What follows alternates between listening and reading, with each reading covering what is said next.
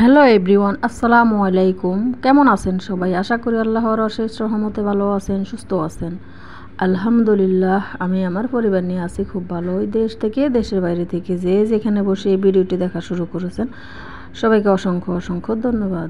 নতুন দিনে নতুন একটা ভিডিও নিয়ে হাজির হয়ে গেলাম। আমি পারভিন সুলতানা, বাংলাদেশ থেকে। দুপুরের রান্না বান্না শেষ করা হয়ে গেছে। এখন ছেলের জন্য কিছু চিংড়ি মাছ বোনা করে নিয়েছি। তো এখানে আমি আজকে একটা কাজ করব। পুরানো ফার্নিচার যেভাবে একদম ঘরে থাকা উপকরণ দিয়ে শূন্য বাজেটে একদম নতুন মতো করে নিতে পারবেন, সেটা আজকে আপনাদের সাথে শেয়ার করব। তো আমি অনেক দিন যাবত এই কাজটা করব করেই করা হয়নি, আপনাদের সাথে শেয়ার করার জন্য আজকে করতেছি। তো এখানে কিছু পানি, নর্মাল যে পানি আর একটু নরম একটা সোবা নিয়েছি। এখানে দাঁড়ালো কোনো সোবা হবে না, নরম একটা সোবা। আর এখানে দিয়ে দিলাম শ্যাম্পু, পরিমাণ মতো শ্যাম্পু দিয়েছি। এখানে যে কোনো শ্যাম্পু দিলে হবে। তো আরেকটা কাজ আগে করে রাখি, এখানে চায়ের লিকার বানাবো। তো পানি ফুটে গেছে, এখন 2 চামচ, এই যে 2 চামচ চা পাতা দিয়ে দিলাম। তো লিকার বানানোর জন্য চুলার উপর হইতে থাক, আমি বাকি কাজটা করব।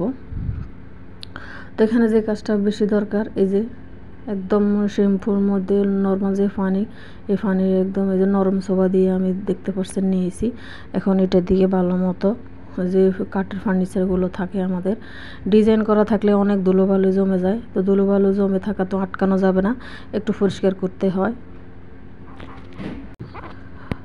6 মাস, 8 মাস, 1 বছর এরকম মাঝে মাঝে করতে হয়, ঘন ঘন করা যাবে না। এরকম গ্যাপ দিয়ে দিয়ে 6 মাস, 8 মাস, 1 বছর এরকম গ্যাপ দিয়ে দিয়ে কাজটা করলে কিন্তু যে কাঠের ফার্নিচারের যে ডিজাইনগুলো, এগুলো কিন্তু সুন্দর দেখা যায় এবং ধুলোবালুও জমে না। তো যে ফাঁকে ফাঁকে পরিষ্কার করে থাকি তাহলে কিন্তু অনেক পরিষ্কার দেখা যায়, আর ধুলোবালিও হয় না, কম হয়। তো একদম যদি না পরিষ্কার করি তাহলে কিন্তু এই ডিজাইনগুলো দেখাই যায় না, ধুলোবালু একদম ভরে যায়। তো নরম সোফা দিয়ে শ্যাম্পু দিয়ে আমি এই যে দেখতে পাচ্ছেন একদম হালকা ঘষা দিয়ে ধুলোবালি উপরে ময়লাগুলো তুলে নিতেছি। আর সাইলিকারটা চুলার উপর হইতে এসে দেখাই দিলাম, হইতে থাক। আর এই ফাঁক দিয়ে আমি এই খাটের উপর ধুলোবালু মুছে নিতেছি শ্যাম্পু দিয়ে। তো এখানে যে ধুলোবালু জমে থাকে এটার উপর কিন্তু বার্নিশটা দেওয়া যাবে না, দিলে হবে না। আগে নরম কাপড় দিয়ে ভালো মতো ধুলোবালু পরিষ্কার করে নিব, আর সুতি একটা কাপড় দিয়ে আবার এই শ্যাম্পুর পানি মুছে নিব ভালো মতো মুছে নিলে একটু শুকিয়ে যাবে। শুকানোর পরে আমার বাকি কাজ করব। তো এখানে দেখতে পাচ্ছেন আমি পুরো খাট একদম অন ক্যামেরায় অফ ক্যামেরায় একদম পরিষ্কার করে নিব। আপনারা আমার সাথেই থাকুন। যারা ঘরে এই যে ডিজাইন করা ফার্নিচার বানান, এই যে খাট, ওয়ার্ড্রোব, অনেকে আলমারি বানায়, অনেক ডিজাইন দিয়ে থাকে। ডিজাইন দিলে ভালো লাগে এই আর কি। তো ডিজাইন দিলে হবে কি, ডিজাইন পরিষ্কারও রাখতে হবে, পরিষ্কার করে না রাখলে কিন্তু ডিজাইনের সৌন্দর্য থাকে না, ফুটে না। তো এখানে আমি দেখতে পাচ্ছেন একদম নরম কাপড় দিয়ে আবার মুছে নিয়েছি। ধুলোবালি এবং শ্যাম্পুর পানি সব উঠে গেছে, একদম ফ্রেশ হয়ে গেছে। এখন বাকি কাজ করব। তা আপনারা আমার সাথে থাকুন, অবশ্যই ভিডিওটা কন্টিনিউ করবেন। এই যে এখানে সাইড লিকের আমি ঢেলে নিয়েছি, দেখতে পাচ্ছেন এখানে সাইড লিকের ঢেলে নিয়েছি। এই সাইড লিকের থাকলে কিন্তু একদম পারফেক্ট যে কালারটা আসবে, তার জন্য দিতে হবে হলুদের গুঁড়ো। হলুদের গুঁড়ো তো আমাদের ঘরেই থাকে, রান্নাবান্নার কাজে প্রতিদিন আমরা ব্যবহার করি। তো প্রতিদিন আমাদের ব্যবহার করতে হয়, এগুলো ঘরে রাখতে হয়। আর চা পাতা, আমরা যেহেতু চা খাই, চার জন্য চা পাতা লাগে। তো ওইখান থেকে 2 চামচ চা পাতা নিয়েছি। আর এখানে বার্নিশের উপরে যে শাইনিং ভাবটা আসে, ওই শাইনিং ভাবের জন্য এখানে দিয়ে দিলাম 2 চামচ পরিমাণ সরিষার তেল। এখন ভালো মতো এর একদম মিশিয়ে নেব। মিশিয়ে নিয়ে তারপরে আমি বাকি কাজ করব। দেখতে পাচ্ছেন আমি মিশিয়ে নিতেছি। যারা এই পর্যন্ত আছেন অবশ্যই ভিডিও শেষ পর্যন্ত দেখে যাবেন, তাহলে বুঝবেন, স্কিপ করবেন না। ঘরে থাকা উপকরণ দিয়ে কি সুন্দর করে আমি ফার্নিচার একদম বার্নিশ করে নিয়েছি, নতুনের মতো করে নিয়েছি, ঝকঝকে চকচকে করে নিলাম।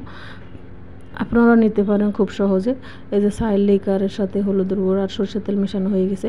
এখন নরম আরেক টুকরা কাপড় নিয়েছি সুতি, এটা ভিজিয়ে আমি খাটের মধ্যে এখন আস্তে আস্তে একদম পুরাটা লাগিয়ে নেব। তো আপনারা দেখতে থাকুন কিভাবে কি করতেছি। এই যে দেখতে পাচ্ছেন আমি এই কাপড়টা ভিজিয়ে একদম এই যে লিকারের সাথে যে উপকরণগুলো মিলিয়েছি, এগুলো একদম ভালো মতো আমি দিয়ে নেব।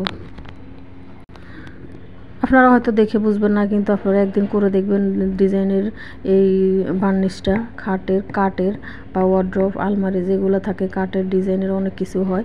তো এগুলো আপনারা এইভাবে একদিন বার্নিশ করে দেখবেন, অনেক সুন্দর হয়, একদম জিরো বাজেটে, কোনো পয়সা খরচ হয় নাই, কিচ্ছু না।